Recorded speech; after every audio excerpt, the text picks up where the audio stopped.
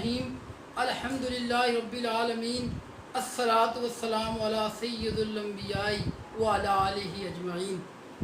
Dear students, आज का हमारा लेक्चर बीकॉम पार्ट 2 की क्लास के रेलेवेंट है। उसमें हम सब्जेक्ट पढ़ेंगे बिजनेस फाइनेंस और आज का हमारा टॉपिक है time value of money. Brief introduction करवा दूँ आज के लेक्चर का। First of all, we discuss the introduction and concept of time value of money. Second one, the basic relevant item of time value of money concept is the cash.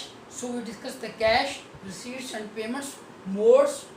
There are 3 modes of cash, receipts and payments, and then timeline, and then formulas for different calculations regarding time value of money. तो ये हमारे पूरे lecture का introduction था। अब बेटो सबसे पहले हम डिस्कस करेंगे टाइम वैल्यू ऑफ मनी का concept. Basically time value of money concept is relevant with the money, relevant with the cash, that money has a value with respect of time. As time passed away और as time you may say is near about, वक्त जैसे गुजरेगा, करीब आएगा या दूर जाएगा, आज की बात करेंगे या कल की बात करेंगे, तो इस दौरानिए का, इस टाइम का, इन ईयर्स का, इन पीरियड्स का हमारी कैश वैल्यू पे या मनी वैल्यू पे बहुत ज़्यादा इम्पैक्ट है। उसको इम्पैक्ट के पीछे 2 फैक्टर्स हैं, वो भी हम डिस्कस करेंगे। हम एक छोटी सी एग्जांपल लेते हैं कि concept of time value of money के पीछे जो हिस्ट्री है, जो स्टोरी है, वो है क्या। For example today, 0 denoted the period of today, then after 1 year, after 2 year, after 3 year, after 4 year, after 5 year. For example, we deposit into bank 1 lakh or we invest in any opportunity 1 lakh. After 1 year in our bank we have a amount of 1,10,000 for example. In second year we have a value of 1,22,000. In third year we have a value of 1,35,000. In fourth year we have a value of 140,000. Again we have a value of 160,000. So this value we deposit, we invest is remain 1 lakh, but it has a value of 110 at the end of first year. फिर second year में कितनी हो गई 122, third year में कितनी होगी 135, fourth year में कितनी होगी 140, फिफ्थ ईयर में कितनी होगी 160. It means this change in the value of money is called concept of time value of money. जैसे हमारा टाइम चेंज हुआ, अब 1 साल बाद कितनी अमाउंट है 1,10,000, 2 साल बाद कितनी है 1,22,000। जैसे हमारा टाइम पीरियड बढ़ा, वैल्यू ऑफ मनी भी बढ़ती गई, और जो आपका 160 था 5 साल के आखिर में, वो 160 अगर हम आज इसकी वैल्यू निकालें तो उसकी आज वैल्यू कितनी है बेटो, आज इसकी वैल्यू कितनी होगी 1 लाख। यानी कि अगर आज 1 लाख है तो जैसे टाइम पीरियड बढ़ेगा उसकी वैल्यू बढ़ती जाएगी, और वो बढ़ के फॉर एग्जांपल 5 साल बाद कितनी होगी 1,60,000। लेकिन जब 1,60,000 जो 5 साल बाद की वैल्यू है, उसको हम देखें on the basis of value today, आज इसकी वैल्यू कितनी होगी, तो 1,60,000 की वैल्यू आज कितनी होगी 1 लाख। ये है बेटो concept of time value of money कि जैसे जैसे हमारा टाइम पीरियड इंक्रीज होगा, हमारी इन्वेस्टमेंट का टेन्योर बढ़ेगा, उसकी वैल्यू बढ़ेगी, और जैसे जैसे हम अपनी इन्वेस्टमेंट टेन्योर्स या डिपॉजिट टेन्योर कम करेंगे उसका टाइम पीरियड, तो उसकी वैल्यू भी कम होगी। सो ये बेसिकली इस टाइम वैल्यू ऑफ मनी के पीछे ये स्टोरी है। लेकिन नेक्स्ट क्वेश्चन ये है कि ऐसा क्यों है, why money, why cash, why our holdings have a different value on different times. Before this concept to be discuss we have 2 factors. इस सारी स्टोरी के पीछे 2 फैक्टर्स हैं। तो एक फैक्टर आपका है, the first factor is interest rate, that will be denoted by I. हम अपने फार्मूलाज में, अपनी कैलकुलेशंस में हम मैं इसको आई से डिनोट करेंगे, ठीक है। इंटरेस्ट रेट, ये जो चेंज इन वैल्यू है due to time, due to number of years, due to period, due to tenure, तो वो उसके पीछे ये क्यों चेंज आती है कि आज अगर हमारे पास 1 लाख है तो वो डिफरेंट ईयर्स में उसकी वैल्यू चेंज होती जाएगी।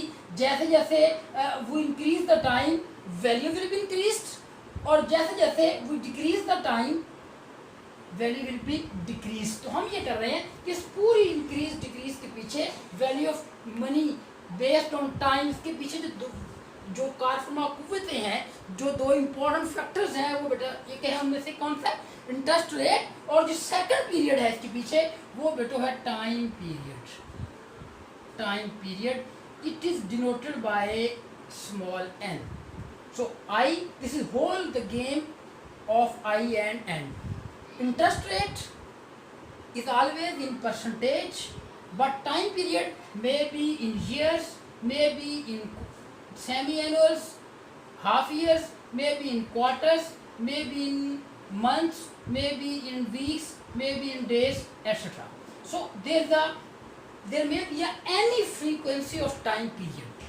वो सालाना हो सकती है, वो छमाही हो सकती है सेमी एनुअल, वो क्वार्टरली हो सकती है 3 मंथ पीरियड, वो मंथली हो सकती है हर माह, वो वीकली हो सकती है और वो डेली भी हो सकती है। तो ये डिफरेंट टाइम पीरियड्स हैं और ये इंटरेस्ट रेट है।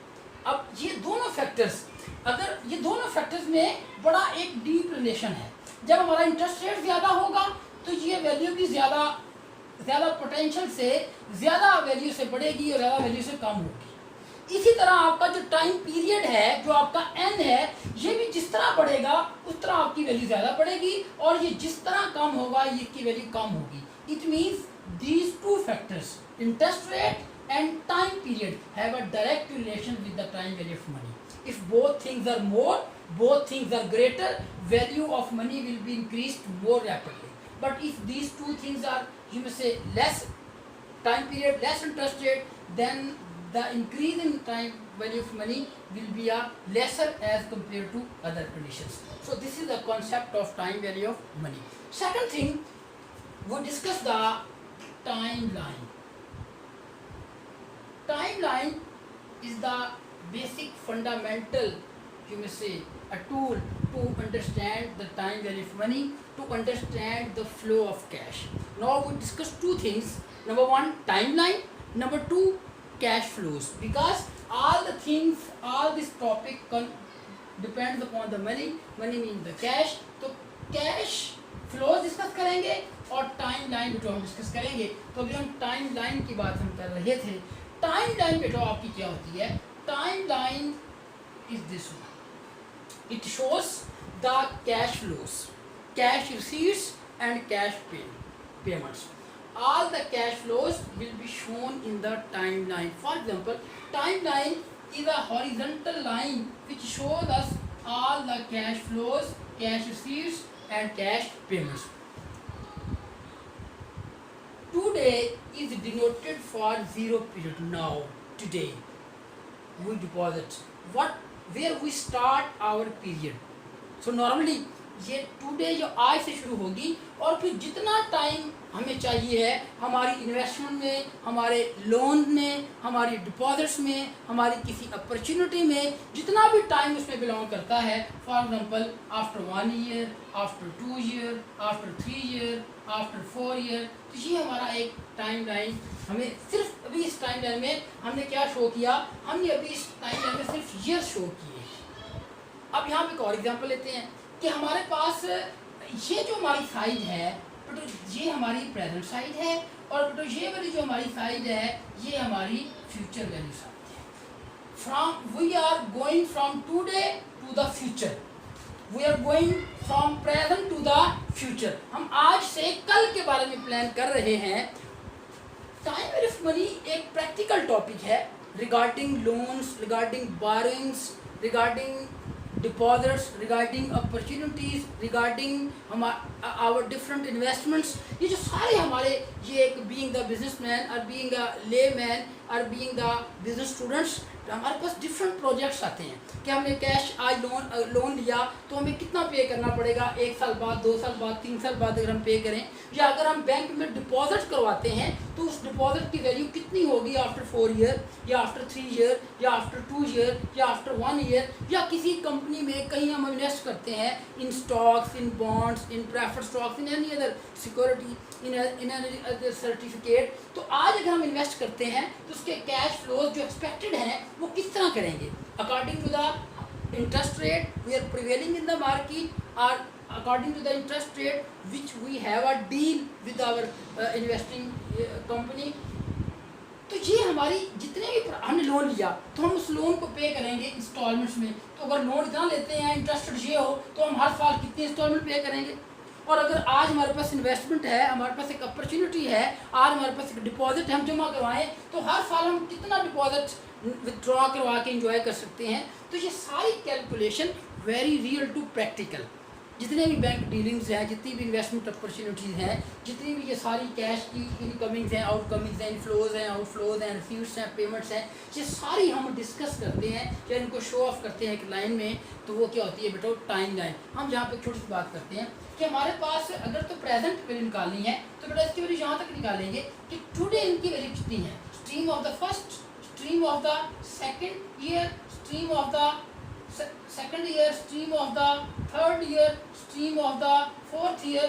तो present value calculations, so the value of all the streams, value of all the monetary streams, all amounts of cash receipts or payments, or you may say streams which are belonging to different periods, what they have a value today. तो हम क्या निकालेंगे बेटो, ये हमारी क्या आ जाएगी, we have to calculate present value. तो हमें निकालना पड़ेगी present value for the decision making. और यही अगर हमने डिसीजन मेकिंग में या हमारी कैलकुलेशन में हमने इन स्ट्रीम्स की निकालनी है फ्यूचर वैल्यू, तो फिर बेटो कैसे निकालेंगे, future value of today, today's are 0 period stream, future value of end of first year stream, future value at the end of second year stream, future value at the end of third year stream, future value at the end of fourth year stream. So future value may also be calculated. ये भी मैं बार बार एक बात कर रहा हूँ, streams की, cash payments की, कैश रिसीट्स की, डिपॉजिट्स की, इन्वेस्टमेंट्स की, लोन्स की, बोरिंग्स की, वैल्यूज़ की। तो अभी हमने वो पढ़ना है कि ये कैश रिसीट्स या पेमेंट है, इनकी स्ट्रीम से क्या मुराद है, इनमें कितना कैश मिलेगा, वो सिंगल की सूरत में होगा, वो इंस्टॉलमेंट की सूरत में होगा, वो मिक्स स्ट्रीम की सूरत में होगा, वो किस सूरत में होगा, it depends upon the situation. लेकिन we learn how to draw the time line. ये जो एरोज हैं ये मैंने आपको समझाने के लिए बनाए हैं, लेकिन ये कैश रोज हैं ये हमें पूरी स्ट्रीम्स बताता है। वो भी हम 3 टाइम लाइन बनाएंगे, तो कि हमारे पास 3 किस्म के कैश रिसीट्स और पेमेंट्स हैं, वो भी हम डिस्कस करते हैं, वो भी हम डिस्कस करते हैं। डियर स्टूडेंट्स, अब हम 2 बातें मैंने आपको बतानी है। एक तो कैश की स्ट्रीम्स की जो टाइप्स है वो हमें देखनी है, और दूसरा टाइम लाइन हमें ड्रा करना सीखनी है। पहले बेटा हमने कहा cash may be received, may be paid. Cash की 2 चीज़ें लाजम मलजूम हैं, those are interlinked and interrelated. If you deposit into bank, that will be your payment, and when you withdraw after a few time period, after a few moments, that will be a cash receipts. और अगर हम bank से loan लेते हैं तो वो हमारी cash receipts है, बट कुछ अर्से बाद we have to repay the loan, तो वो हमारी क्या है, वो हमारी पेमेंट है। तो आपकी जो रिसीट्स है और आपकी जो पेमेंट है ये दोनों लाज़िम मलज़ूम हैं। तो अब हमने इनको अगर देखें तो इसके बेटा 3 टाइप्स हैं। Number 1 lump sum, number 2 cash receipts or payment may be in the form of annuity, may be in the form of cash flows. These 3.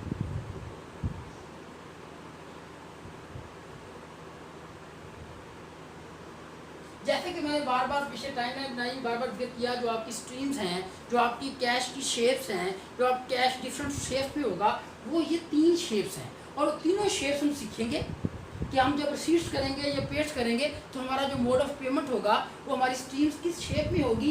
It may be in terms of lump sum, it may be in terms of annuity, it may be in terms of mixed stream. But a lump sum mean you paid or received a single amount. You have to pay a single amount either today, either any of the future period. आज पे करें या साल बाद या 2 साल बाद या फ्यूचर में जब भी, लेकिन जब भी पे करेंगे we have to pay in a single amount, in a single lump sum. अगर हम लम्प सम को ड्रा करें टाइम लाइन में,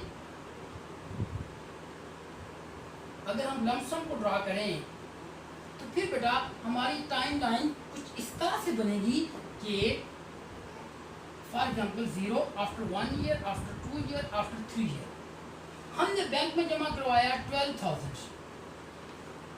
जब जमा करवाया तो जमा करवाया एक ही सारी रकम इकट्ठी या मुश्त लम्प सम जमा करवाई, सिंगल पेमेंट में अदा की, तो ये क्या हो गया? Single payment. तो क्या हुआ ये लम्प सम या सिंपल. और हमें बैंक कहता है कि 3 साल बाद आपको मिलेंगे 18,000. तो बैंक भी हमें क्या दे रहा है? सिंपल ही दे रहा है. तो हमारी जो पेमेंट है वो भी सिंपल है, हमारी जो रिसीट है वो भी सिंपल है. तो ये लम्प सम की टाइम लाइन है. ये टाइम में ये शो कर रही है कि now we are depositing 12,000 and we are receiving 18,000, और vice versa we are receiving 12,000 और we are paying 18,000 after 3 years. This is our lump sum. When you paid, when you receive in terms of a single payment, एक ही दफ़ा सारे देने हैं, कोई instalment नहीं, कोई किस्तें नहीं, कोई जुज़वी पेमेंट्स. सेकंड आपका जो फॉर्म है वो क्या है बेटा? Annuity. Annuity is a mode of payment in which we paid or received in multiple payments, but in multiple payments our amounts and our intervals are same. In the same interval we have a regularly paid same amount of installments, same amount of multiple payments. Such kind of mode of payment or receipts will be called as a annuity. This is the second kind of cash relevant with our timeline.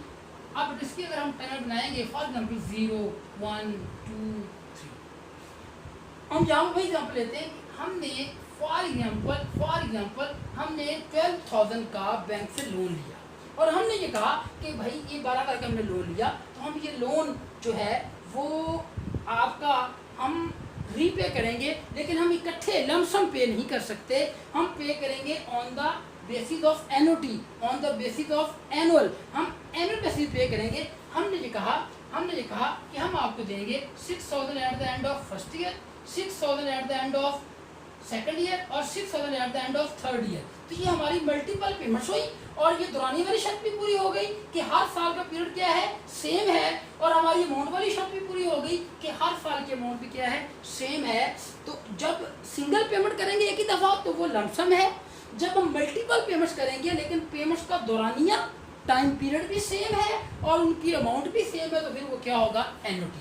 तीसरी और बेटा आखिरी बात वो है mixed stream. Mixed stream ये होता है कि there are multiple payments just like an annuity, but difference is that amounts are different. We make a multiple payments, receipts are multiple payments, but amounts are different. Here we draw the timeline for mixed stream. Here we draw the timeline for mixed stream. For mixed stream, timeline may be drawn. ऐसे बनाई जा सकती है कि आज at the end of first year, at the end of second year, at the end of third. हमने bank से loan लिया 12,000, बैंक से लोन लिया 12,000. एक साल बाद हमने कहा था हमको किस्त देंगे 5,000, फिर हमने कहा हम किस्त देंगे 6,000, फिर हमने कहा हम किस्त देंगे 7,000. Time period is the same but amounts are different. It means annuity and mixed stream have the multiple payments, but in annuity amounts of annuity, amount of streams are same. If amounts are same in multiple payments, that become the annuity. If amounts are different in our cash, then those multiple installments will become the mixed stream. So this is all about today's lecture. inshallah अगले हफ्ते अगले lecture में हम अपनी time management की calculations पढ़ेंगे inshallah.